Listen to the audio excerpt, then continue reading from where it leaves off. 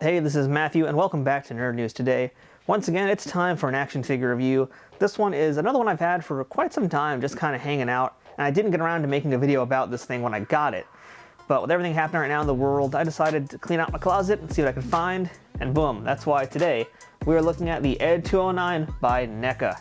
So I love the RoboCop movies, and a big part of that is the design of the robots, or the robotic type things here, like the ED-209. They have just like such amazing, iconic designs, and really you can never go wrong with any kind of figure from a RoboCop movie. So when NECA first announced the giant ED-209, I was going insane over it. I didn't buy it when it first came out. I actually waited a little bit. I don't know why I did, maybe because it's just so big as you can see here, but I held off on it for a while. And yeah, today we're gonna open this guy up and see how he looks.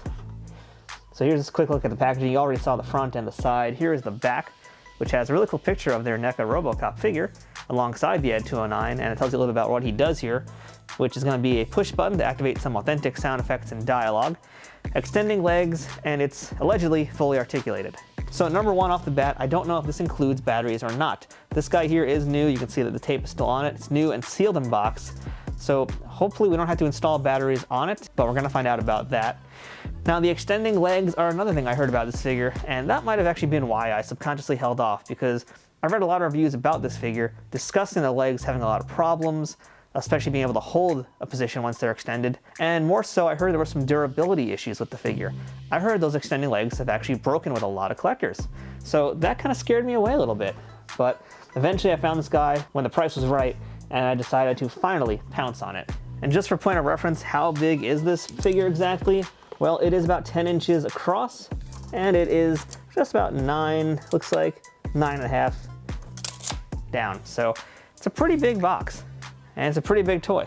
Just so you guys can see, here's the top of the box as well, which just has the RoboCop logo, ED-209, and an Omnicore logo as well. So I'm pretty excited to take him out, see what he actually looks like, and get my own hands on him, because I've seen so many reviews, but now it's my turn to actually take a look at him and give you guys my opinion on what I'm hoping is going to be an amazing toy, and I'm really also hoping I'm not going to be disappointed by this. So on that note, let's go ahead and cut him out of the box and open him up. And as far as I can tell, to open up this ED-209, surprisingly there's only one piece of tape, and that's right up on the top. Yeah, that's okay. Well, that is way easier than expected. Let's slide our ED-209 out now, and ooh, all right. This is big. Maybe big is an understatement. This is a behemoth of a figure. All right, let's see. Is this taped up on the sides? No, looks like this is not. There's one piece of tape actually right on top.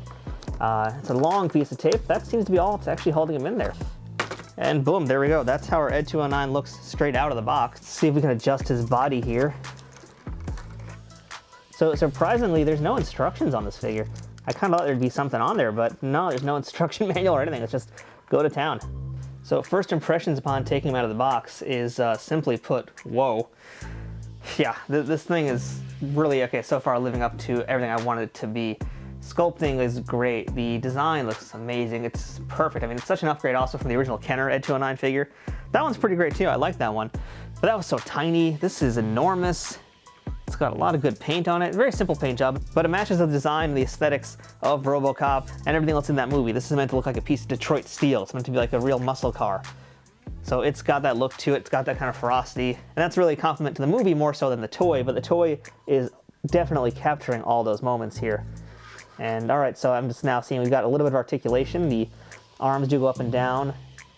And this moves as well. We've got an elbow joint, and the wrists rotate. That's cool. So we already saw that this kind of moves, so you can kind of walk him around a little bit. And let's see, I think I want to extend the legs now. That's where I'm having some issues. I'm trying to figure that out. Let's see, do I just push it? I think I just pushed it down. Yeah, okay, well, that's how we do that.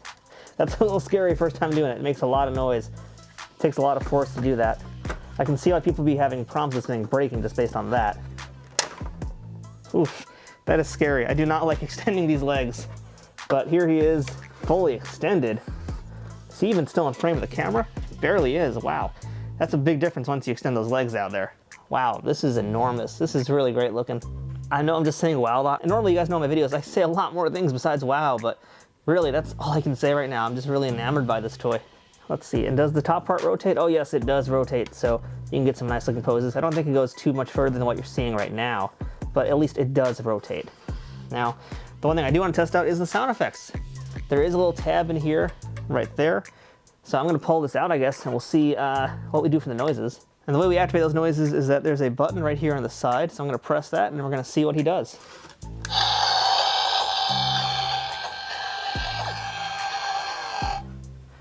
All right, well that was a thing.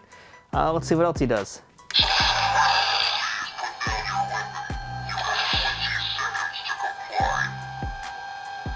And let's see what else. Do we have any other sounds?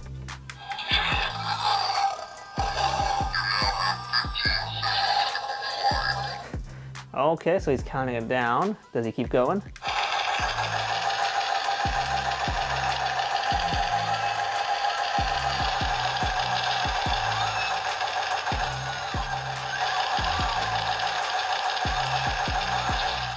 Yikes. Okay, that's pretty scary. And is there anything else here?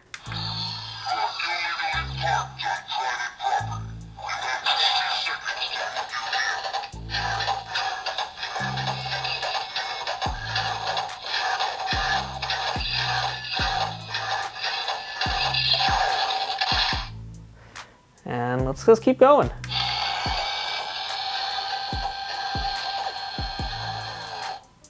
All right, so that summarizes how many noises he's got, how many sounds he can do. I'm actually very impressed by the length of a lot of those sounds. A lot of times, especially with older toys, you didn't get sounds that went as long as those did. And these sound like they're lifted straight from the movies too, which is really cool. So there's some good long sound bites.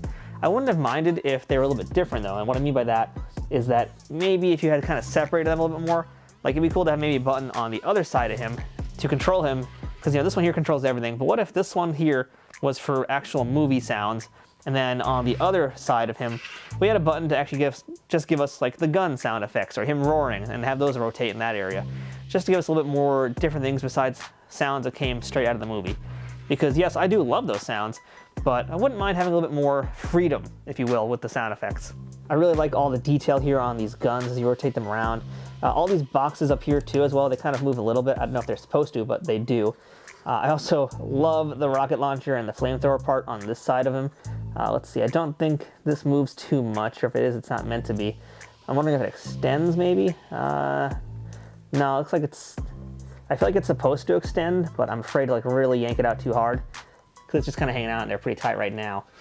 But regardless of that, I mean, these do rotate, which is nice. That's really good looking. See, I don't believe the feet really rotate, but here you guys can see the bottom of his feet too, because yeah, there's even detail on those. They really make sure to get all the pieces. And speaking of detail, there's even a little tiny sticker over there. It's a tiny little warning sticker on ED-209's bottom. I mean, yeah, do you really need to be warned when you see ED-209 coming at you though? Now, as you can see here, the ED-209 does have fairly limited articulation, but does he need to have more articulation? No, he doesn't, because he didn't have much in the movie.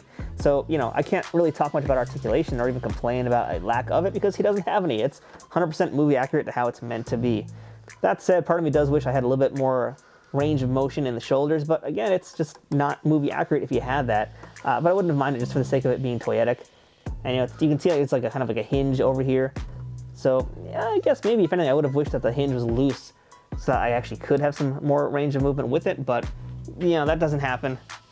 It is what it is, not the worst thing.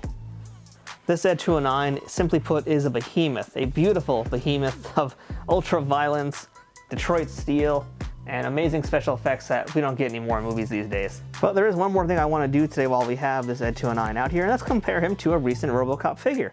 Now, I don't have any of the NECA figures, unfortunately, with me.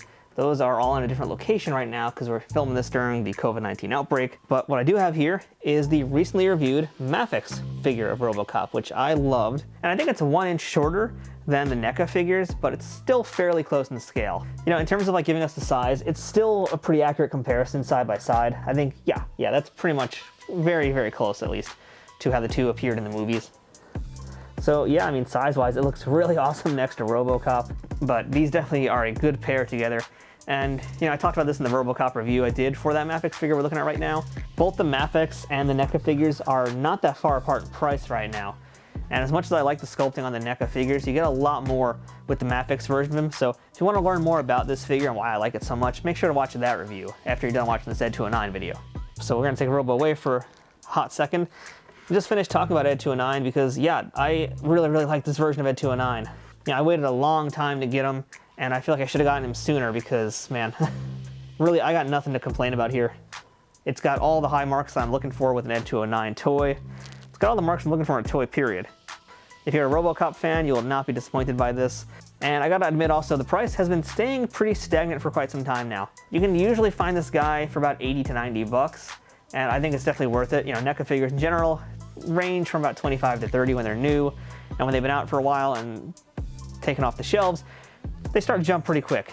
I think luckily because ED-209 is so big that a lot of people just kind of pass on it. That's pretty common. Larger scale figures and vehicles tend to get passed on. That's why they end up becoming a little bit more expensive much later on. But from what I've seen with a lot of trends in toys, stuff like this that's like a higher price point tends to stay at that price point for longer. So I think this is worth getting. I don't see his price dropping anytime soon either. Maybe you'll find a deal somewhere, but for the most part, I think his price is gonna stay the same. So if you're liking this one as much as I am right now, I recommend scooping him up right now. Definitely worth it. And I know what a lot of you guys are probably saying now, that's Matthew, why don't you have more NECA reviews on this channel?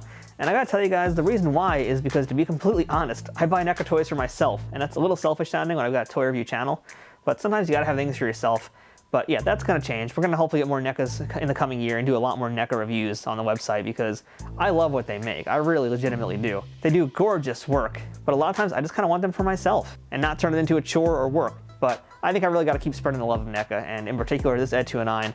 Very happy to share it with you guys today. So I hope you liked it. If you did and want to see more NECA reviews on this channel, let me know in the comments below. It wouldn't hurt to give this video a thumbs up also. That'll let me know you guys like NECA figures, because if you don't like NECA figures, I don't know what you're doing on this website. And of course, don't forget to subscribe to the channel so you can watch all, and of course, don't forget to subscribe to our channel to check out all the other action figure related content we do here. So that's our look at ED-209 from NECA. Absolutely amazing figure. It works on so many different levels. I really like it, and I think you will too. So until next time, I'm Matthew from Nerd News Today, and stay safe out there. And if you ever see an ED-209 coming towards you, run. Just run.